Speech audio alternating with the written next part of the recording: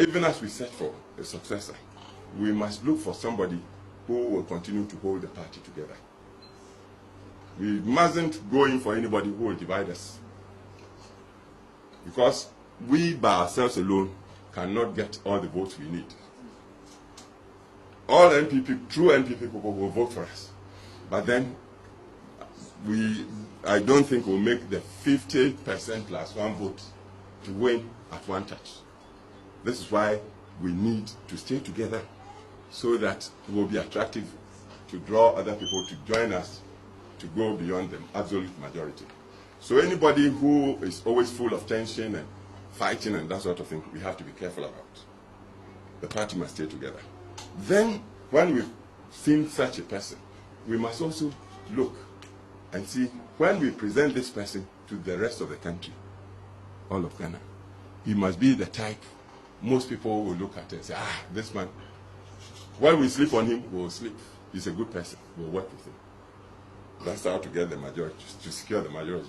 So, among the candidates or aspirants coming, listen to everybody. Please, it's not the money they will bring around. If they call you, give you 10 million, and you think because of that you're going. When you want to catch a chicken, what do? You give corn. But then that corn might lead to his death. So it's not money. So the candidate that will come is not the money.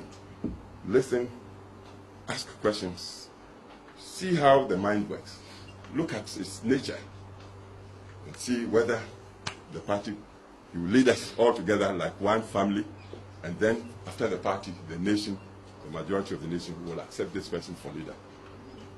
The third thing you must again look for, whether when the power is given to this person to lead us, he's the type with the experience and with all due respect, the wisdom to be able to keep the country united, to secure the nation, to gain the respect of the forces, the military, the police, the chiefs.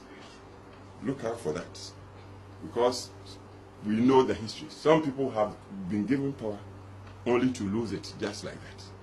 We don't want that. With us, when the power comes to us, we must hold it and continue till the last day, and then ask the people to continue to vote for us, to stay in power. So when you are given, check this person that is asking. He may be a nice man, we may like him, even perhaps most of the people may like him, but is he the type that can hold the power when it comes to us? That is another question.